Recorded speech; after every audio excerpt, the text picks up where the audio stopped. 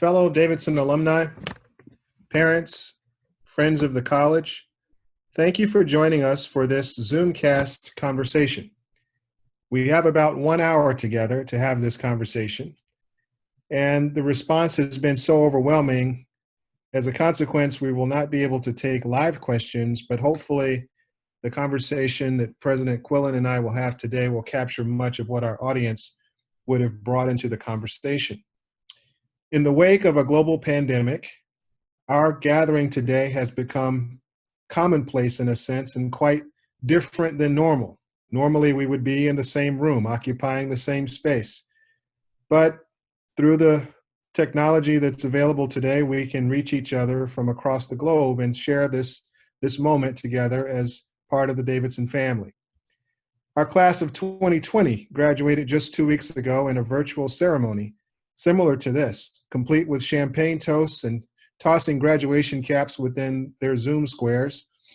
The incoming class of 2024 will be taking their own temperatures and walking 6 feet apart, we hope, in just a few months. And we're all improvising these days. So it's today that we adjust our situation and we make available each other for this wonderful conversation. Today, we were supposed to discuss with President Quillen how Davidson is preparing for the fall semester.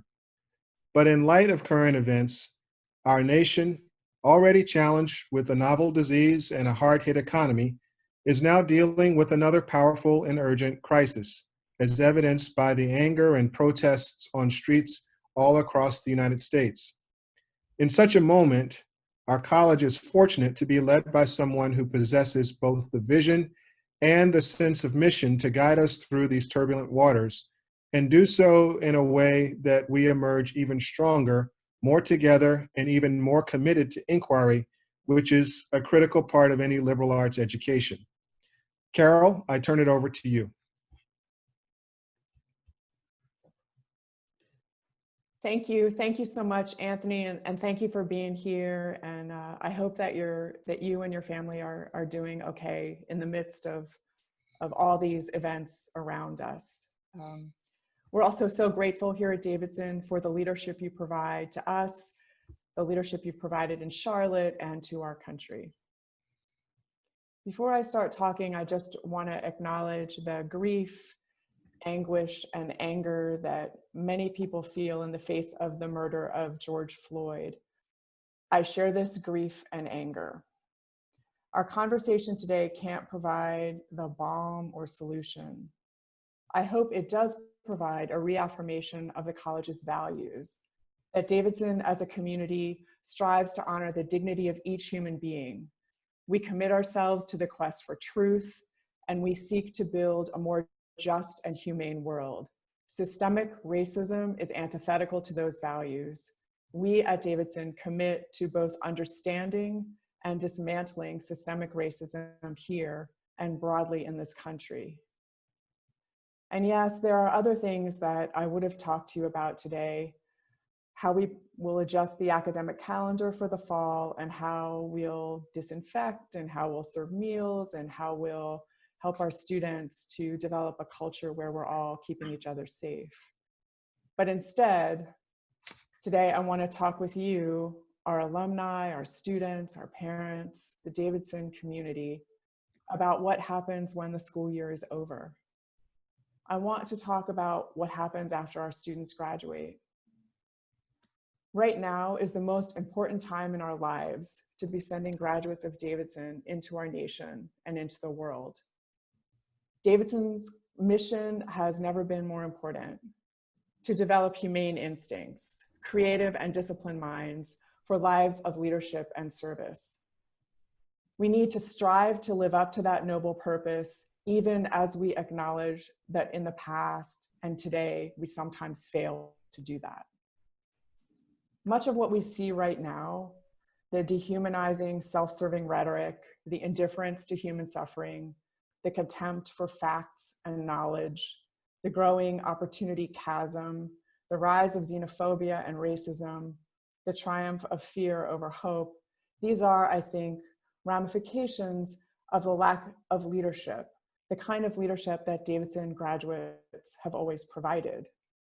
Think of the qualities that we desperately need at this moment: courage, integrity, empathy, a commitment to serving others. These things sound so familiar to us because they're in the heart of the Davidson experience. They're at the heart of what we try to offer every one of our students.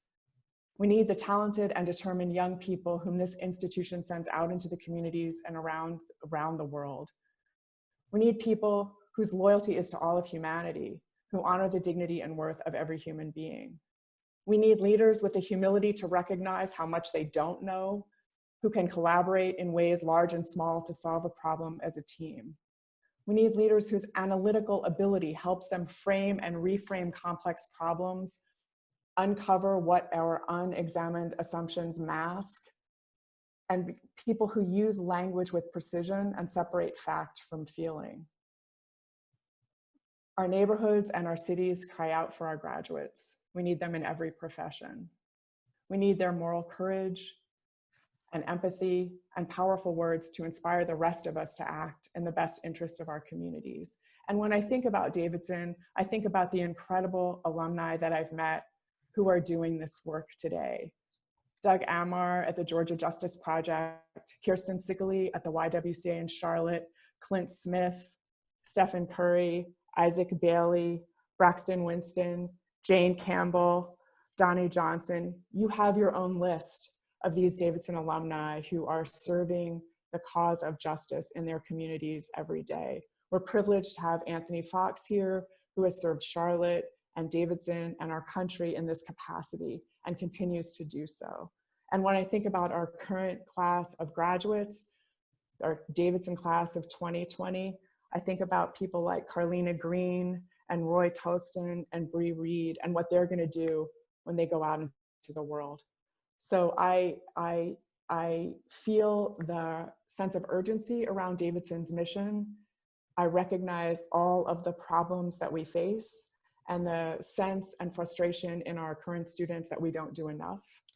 And I think it's just so important that we honor what we're here to do by doing right by those students and the ones that we'll be privileged to enroll in the future. Whatever our students do, they bring to it the capacity to do right even when no one is watching. The wisdom that they learn more from questions than answers, and the knowledge that leadership doesn't require a title. What we do at Davidson and what our alumni, our audience, what you do out there in the world is so important, and it's never been more urgent.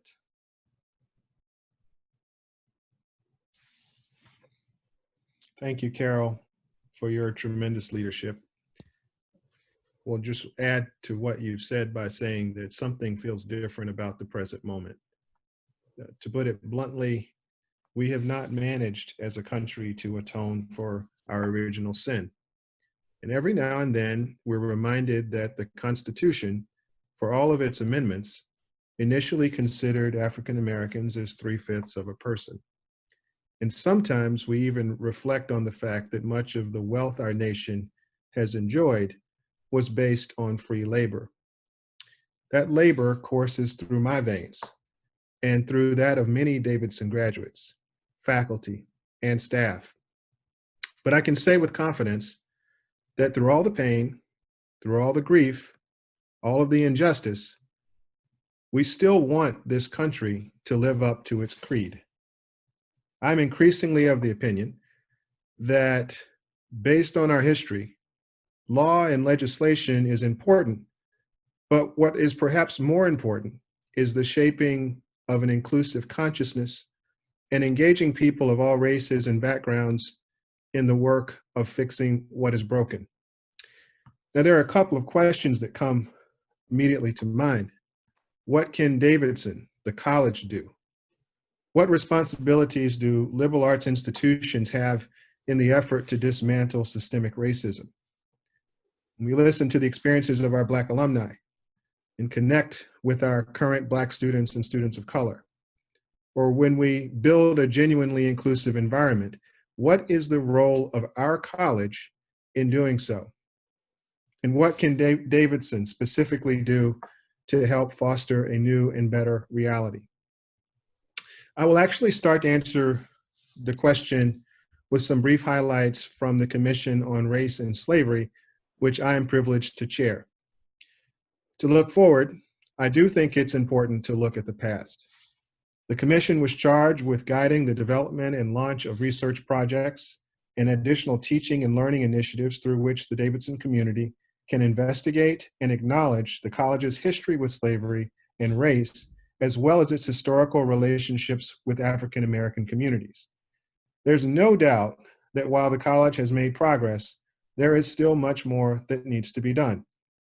And with that, Carol, can you talk a little bit about some of the things happening on campus and in the community connected to the Commission's work, directly or indirectly? Sure. Thank you, Anthony. And thank you for your leadership on the Commission, and to all the members of the Commission and the members of the community who've participated in the work of that important group.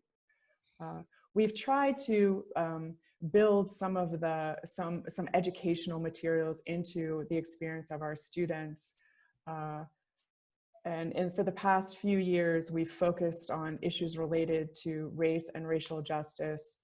The class of 2022, their first year reading was called Color and Character, which was a book about West Charlotte and the American struggle over educational equity. The class of 2023 read My Brother Mookie, which is a book by Isaac Bailey, who is a Davidson graduate and a current distinguished visiting professor at Davidson. And this year's incoming class will read Just Mercy by Bryan Stevenson, a book that many current students had the opportunity to read when Mr. Stevenson visited last year. The Commission's work in fostering scholarship and research that can, as it were, uncover what our conventional narratives of our own history hide and liberate from that narrative stories that have yet to be told seems a very appropriate role for an institution devoted to knowledge and to the dissemination of knowledge to play. Our Africana Studies Department has sponsored conferences, one of which was entitled Slavery, Violence in the Archive, that was very well attended by students and faculty.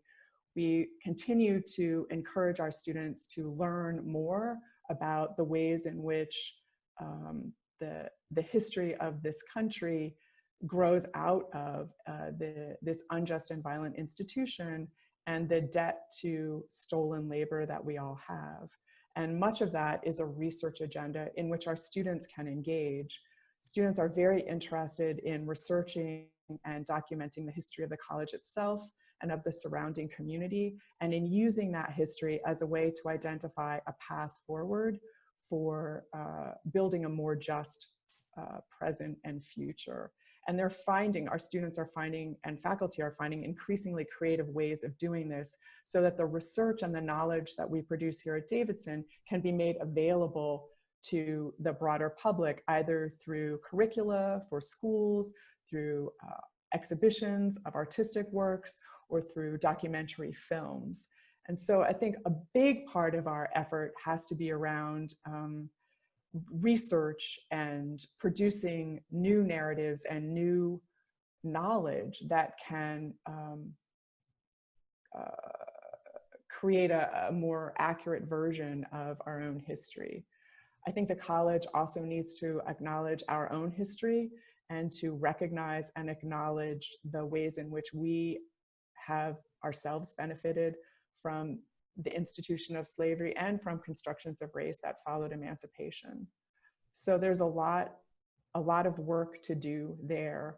I'm very excited about a Mellon grant that through the great work of our faculty, we were able to earn, which is called Stories Yet to Be Told. And this is a grant that will enable us to turn courses and spaces on our campus into sites for ongoing exploration and interrogation of constructions of race. So I think that will be one way to help us institutionalize the effort to educate ourselves and each other, and then to do the work necessary to dismantle the structural racism that continues to curse our country.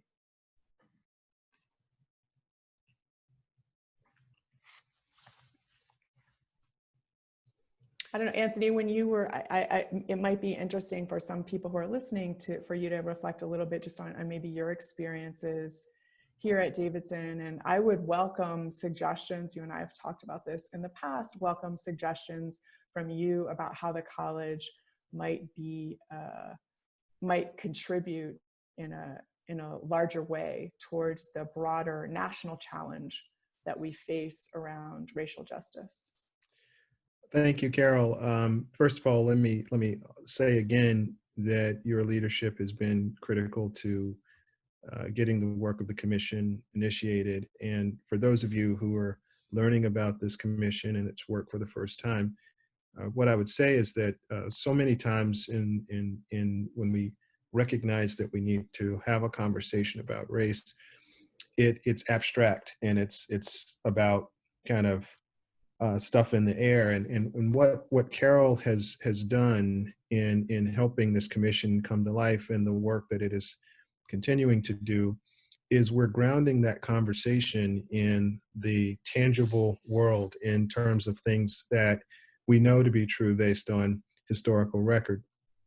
That's incredibly important because in order to untangle where we have come on this issue of race, we have to really follow those breadcrumbs backwards in order to move forward. So it's a really, really important piece of work. And just to say one more thing about the commission, it will continue to work on four broad areas: recognition and commemoration, support for ongoing research and teaching and programming, continued investment in transforming campus culture, and understanding the community in which we live.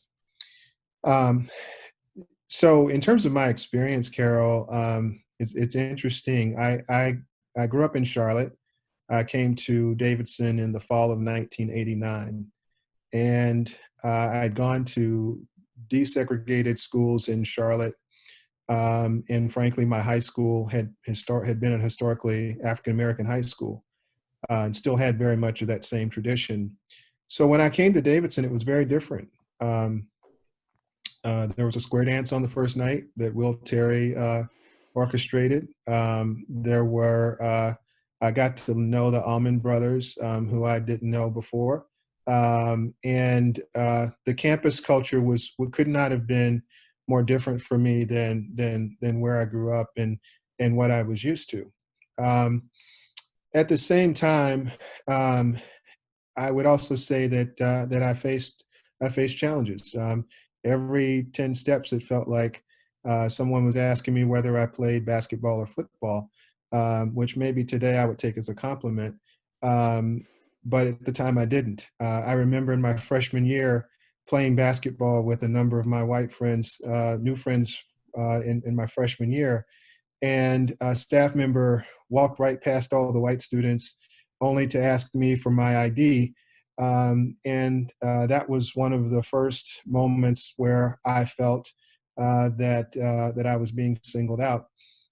Later, when I became student government president, one of our students came to me and explained to me that we were having some issues in the laundry area where the bathrooms had still been segregated, and we were able to bring the walls of segregation down in 1991 at Davidson. So I can remember those days as being ones where my education about the old ways was still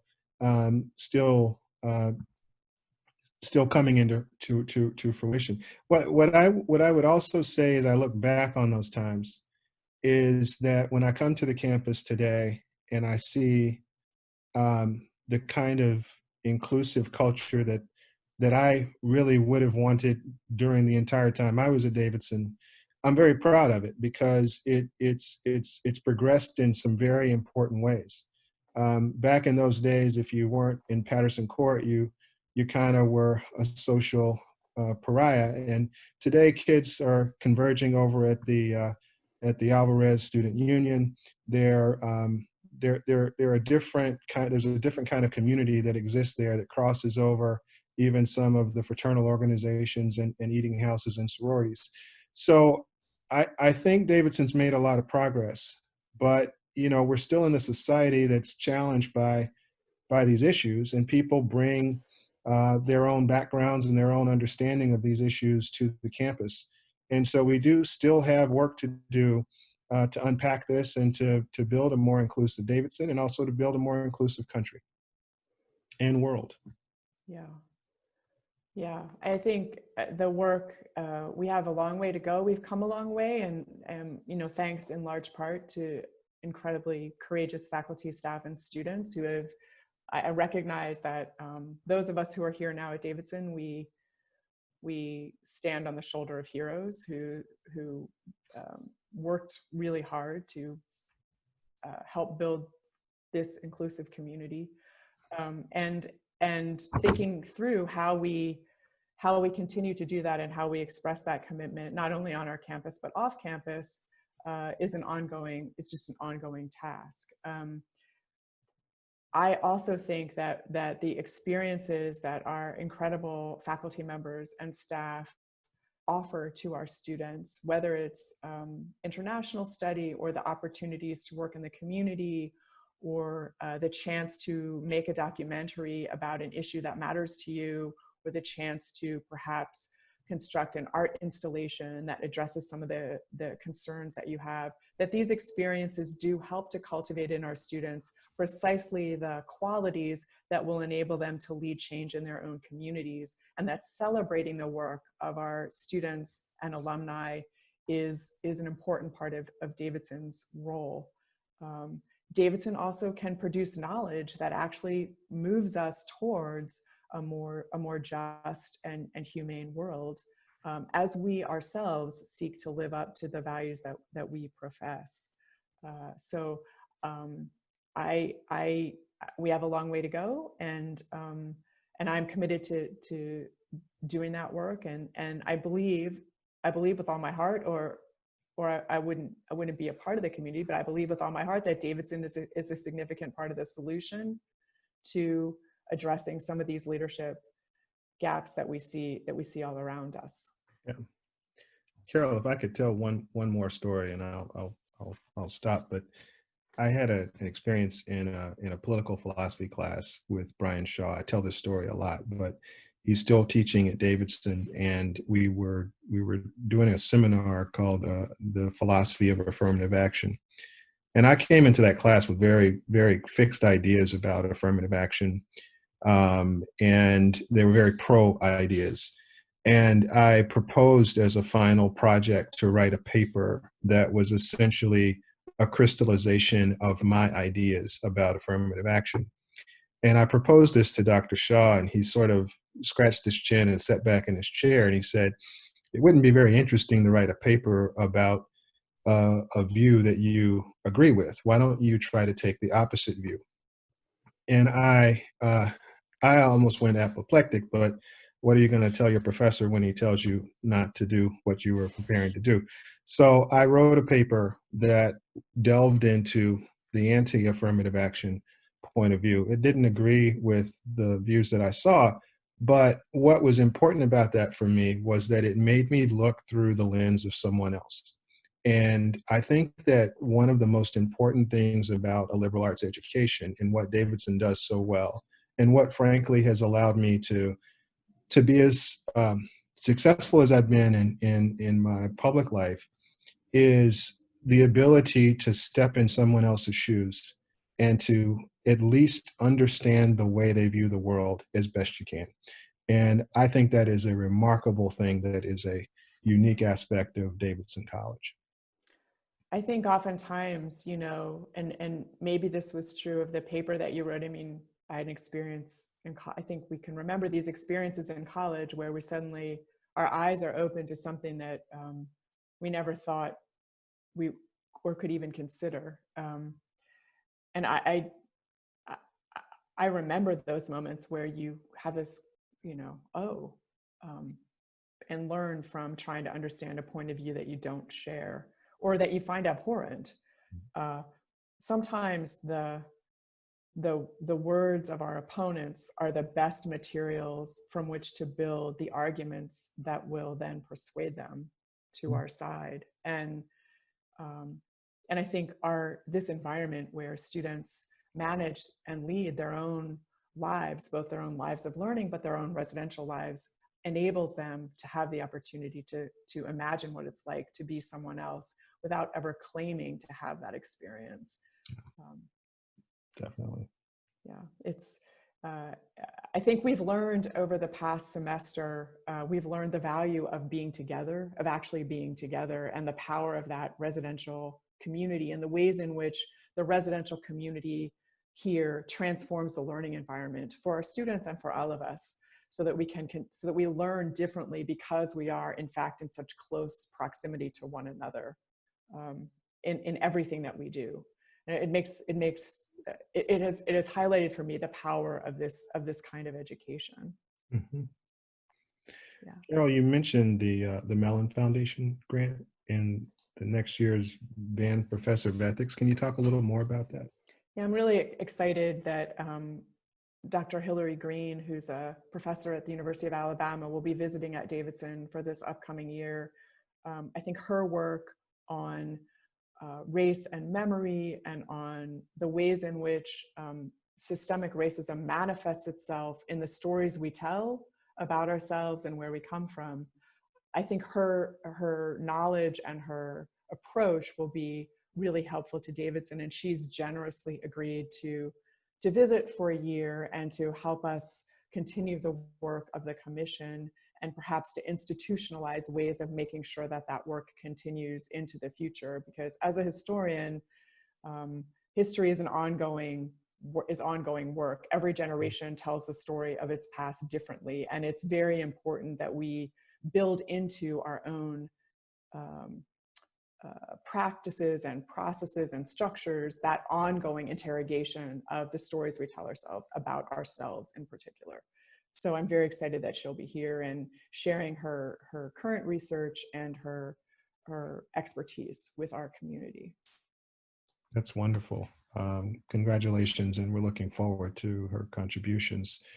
I know that there are a lot of folks who are listening to this conversation who are not African American and who may be challenged about entering into a conversation about race or some of the terrain that we've been talking about. How do we get past those points, Carol? It's a really good question. I think we now have the opportunity, I think, to invite white people, like white people like me and people who look like me to educate ourselves. There are enormous resources out there so that we can learn without burdening African Americans with the task of educating us, that we can educate ourselves and then be ready to listen without defensiveness, which I think is sometimes a very hard thing for anyone to do, to listen without defensiveness and to honor the experiences of others so that we can expand our capacity for empathy and our ability to imagine what it's like to be someone else. I think my capacity for empathy really expanded dramatically when I actually felt through someone that I was very close to, what it must be like to be afraid every time your kids leave the house. And that is not a fear that I have. But understanding what that's like to live with, it makes me a better listener, I would say. And so it's just a question of opening yourself up to listening to the stories of others and to taking responsibility for learning a vocabulary, learning some methodologies, learning some theoretical approaches to analyzing these questions on your own so that you're not constantly burdening other people with the task of educating yourself. I'm perfectly capable of doing that. I don't know if that answers your question, but I think it gets us to a place where we're less afraid to have these conversations and more robust in the face of experiences that we don't share as a white person, that I don't share, but that I can certainly understand and call out. It's really helpful. And, I guess there are a couple other questions I want to ask you in this subject, but one of them has to do with the campus police department. Obviously, it's a very different police department than what would be in a major city like New York or Los Angeles. But are there lessons you've seen from the Davidson Police Department, Davidson College Police Department, that might apply elsewhere? Yeah, police officers take the time to get to know our students, which I think is one of the um, is an important part of policing. Anthony, I know that you tell a story about having an encounter with the police when you were young that was dramatically different because the police officer knew you. And I think that just, our police officers taking the time to know our students, to go and meet the students in their spaces, to talk to the students, to sit where they sit and to be available for them makes a big difference, so that our community can really feel what I believe to be true, which is that our police officers are here to protect our students. And I think if that alliance feels real and genuine to our students, then the relationship is improved. Our police officers have always done de-escalation training. It's an approach and to thinking about how one polices and what one does in certain situations. And I think that's also been really helpful, so that our students can feel like the police officers can be their allies. We still have work to do. I mean, I think there's a lot of communication that needs to take place every year, but I'm grateful for the dedication that our police officers show to the community and to our students. And our police officers, like everyone at Davidson, imagine themselves to be educators and want to participate in the education in the educational environment that we create here. But our students are fantastic in reaching out and trying to build these relationships as well. Outstanding. And one final question here about this. I know that there are alumni, their parents, and their friends of the college who are listening, who may want to find their own way to help dismantle institutionalized racism. And so I wonder whether there are channels that you would encourage that community to access. Well, so I think our students are a great resource here. Our students have been posting, if you use social media, our students have been posting opportunities to give, opportunities to get involved, opportunities to speak, reading lists that are helpful. And so those are great. We as a community are trying to serve as resources for one another. Clint Smith, who's a Davidson grad, is going to speak tonight in a webinar that's open to the public it's part of a Facing Our History series. And so that would be an opportunity to begin to engage in a little bit of self-education. I think many of our alums work at organizations who are committed to racial justice. I mentioned Kirsten Sickley, who runs the YWCA. The YWCA was grounded has as one of its foundational pillars, the importance of racial justice. Doug Amar, who runs the Georgia Justice Project. We have Davidson alums who work with Bryan Stevenson at the Equal Justice Initiative. So these are organizations who've committed themselves to working for racial justice, particularly in the area of criminal justice. It's great. So those are places I would start. Phenomenal. Thanks, Carol. I know as we're reckoning with our racial history at a time when the country and the world are in the grip of a global pandemic, that's a lot. It's a lot for everybody. Yeah. But would like to change gears a little bit and ask you to talk a little about the college and how it's responded to the COVID crisis, and particularly as it affects the students and the faculty. So this virus, which we still have, as a minimal understanding of, we're thinking about how we can best protect the health and safety of our community and the surrounding community, and also continue to offer our students the highest quality liberal arts education, which is a holistic education. It's an education that encompasses more than what happens in a specific course. It's an education that speaks to all of our capacities and helps to develop all of them.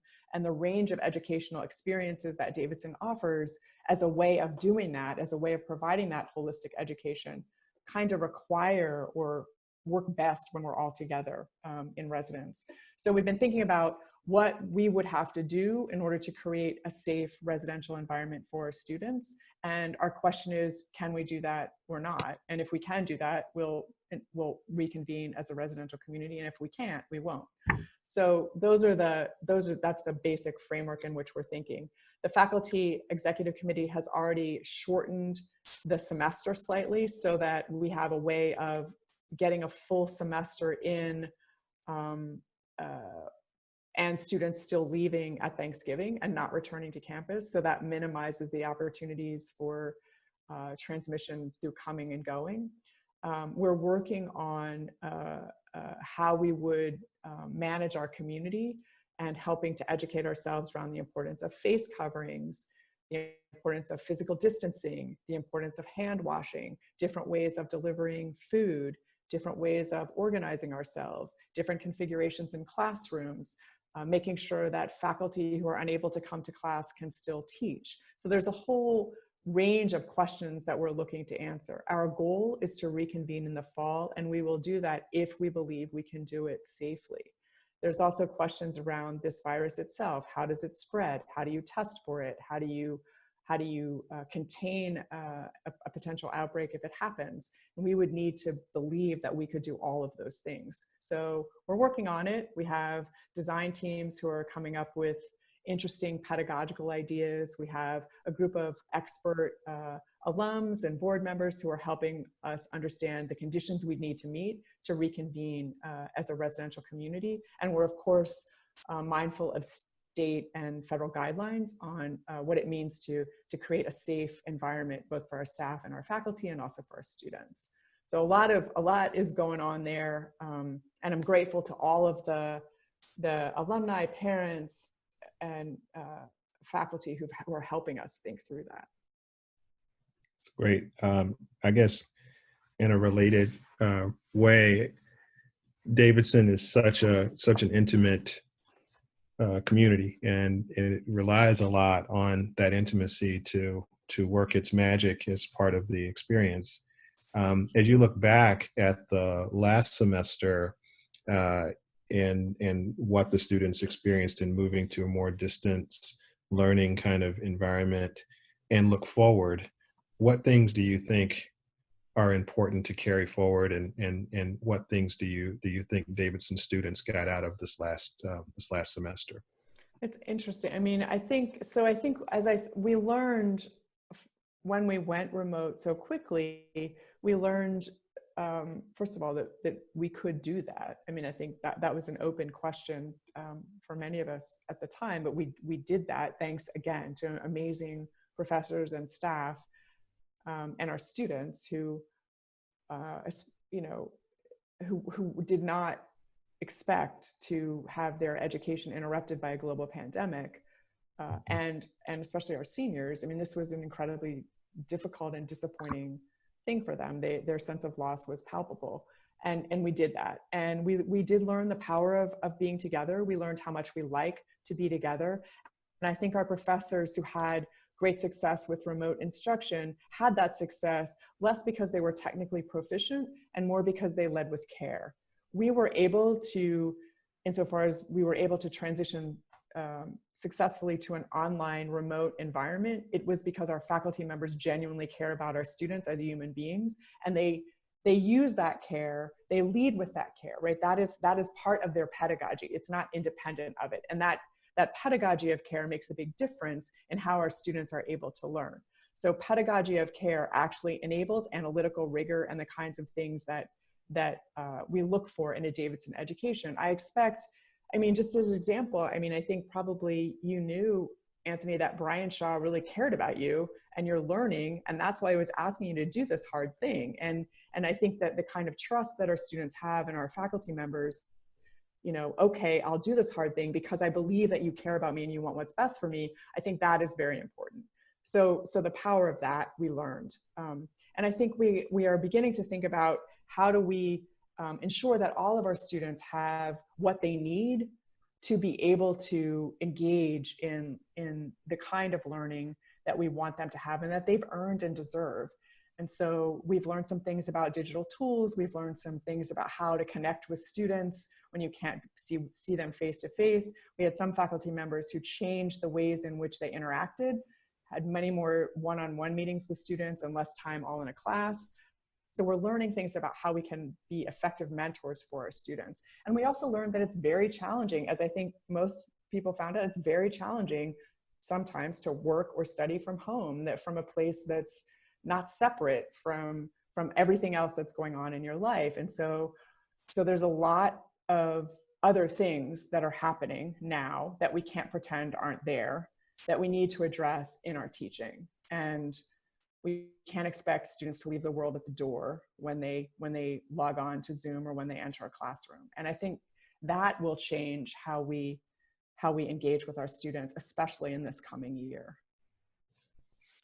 Carol, I know there are a lot of sports fans on the line interested in how Davidson athletics will be impacted by all of this. And what can you tell them about that? Well, we're so lucky to have Chris Clooney leading Davidson Athletics at this time. Chris is an amazing thinker and strategic thinker, and his vision for Davidson Athletics and the ways in which athletics supports the mission of the college, I think, is what we need right now. So Chris is talking all the time to the Atlantic 10 Conference, the Pioneer League, and also we wrestle in the Southern Conference. So we've got 3 athletic conferences to talk to. The NCAA is sort of has suggested that institutions need to make their own decisions about how to play sports within a broad set of guidelines that they've offered. So again, my concern is the health and well-being of our student athletes. And so we want to make sure that whatever we do is protecting them and their well-being. We are really lucky to have some high-level medical advice, not only around the whole campus, but also specifically around sports. The NCAA has enabled student athletes to begin training again. We have a few students who are in the area who had planned to train this summer, who are beginning to train again on campus, practicing all of the rules that govern healthy environments, physical distancing, very small groups, outside. So we're thinking about that. But everybody wants to get back to competition, and as soon as that appears to be something we can do safely, then we will do it. I am as big of as anyone who knows me knows that I'm a huge sports fan, especially Davidson sports.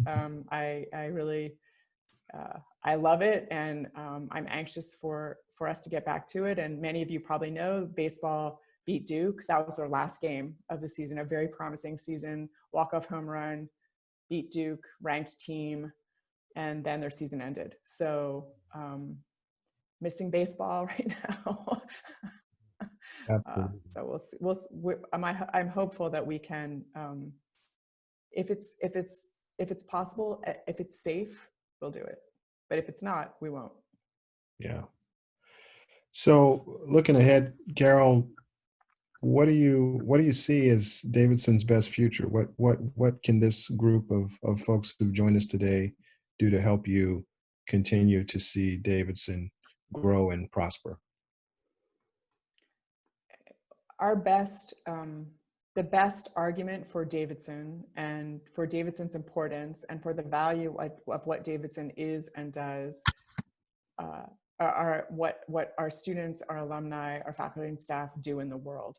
And so I believe that that we need to honor our primary purpose, and we need to explore ways of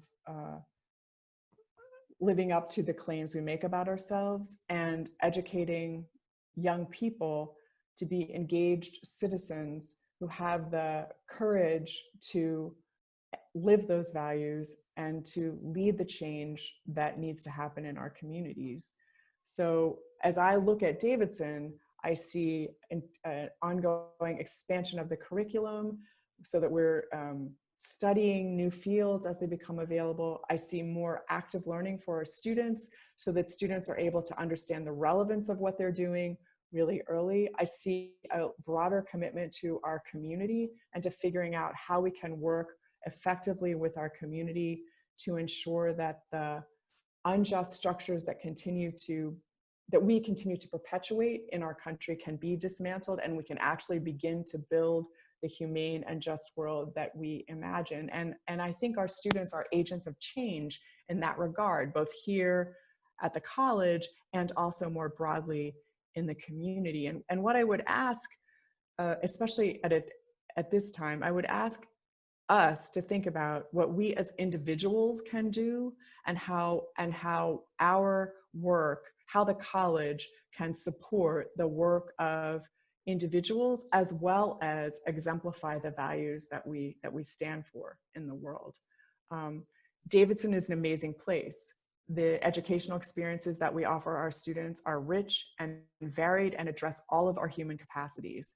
Davidson graduates graduate with a kind of moral courage that is rare and that is really, really important in the world. And the commitment of folks who graduate from this place to leave the world better than they found it, and to preserve, to continue to be motivated by hope rather than fear, to have the courage to look up and reach high, recognizing that we might not get to where we want to go, but that in trying, we'll get farther than we ever would if we never tried at all. That courage and that ability to hope and to imagine the world that could be, I find characteristic of Davidson graduates. And I think that those qualities are really important right now. So what this college does is more important than ever, and enabling us to do it better and better, more effectively, more honestly, more fully, I think is a really important calling. And I think that's what the Davidson community is called to do right now.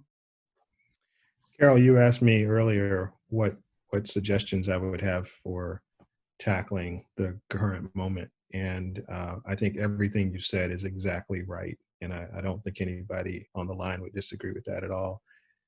I think that given the COVID crisis and the fact that we're all kind of in our homes and quarantined to some degree, it also offers an opportunity for an institution like ours to create the conversation much more broadly than maybe we might do otherwise about how to solve these problems. And one thing I would urge us to consider is creating a platform for a solutions-based conversation around these issues of race and justice, and to use the liberal arts point of view to show the world what it means to see someone else's side of the story, to experience what other people experience, and to lift those examples up, and hopefully to determine what steps we as a society can and should take to move ourselves forward. I think this college is uniquely prepared for that, and I think it would be a gift to the world. I think that's a fantastic idea, and one that I hope our Mellon grant will help us to do, is to create that platform. And also, I think, to help us all recognize the ways in which seemingly unrelated things can work together. So I would really recommend for people who haven't read The New Jim Crow that you read that, and other books that show how different systems that are operating in different areas of life work together to create a situation where justice becomes impossible. And so that kind of educational work feels really important to me. And from that work, new solutions emerge that will help us not simply repeat this systemic racism under another set of institutions, right? Bryan Stevenson says, slavery didn't really go away, it just evolved. And to think about what that might mean, what that statement might mean, I think is important. So creating a platform for constructive solutions and for highlighting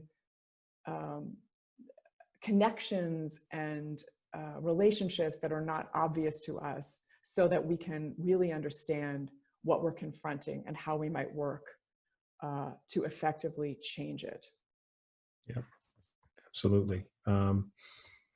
Carol, I think that's we're going to leave it there. I think you've really given us a great landscape of what a liberal arts education means at Davidson, what it can do for the world. We have a very difficult moment that's happening in this country right now, but again, as you have said, I believe Davidson is absolutely part of the answer, and we really appreciate your leadership. Well, I want to thank you, Anthony, for taking the time. I know how busy you are, and this is a difficult time for everyone. And there are so many challenges that we face as a country and as a college at this, and as a community at this moment. And again, I would say that I feel heartened by the power of the work that our Davidson alums are doing in the world and will do. And that through that work, we may learn things that the college can do more effectively.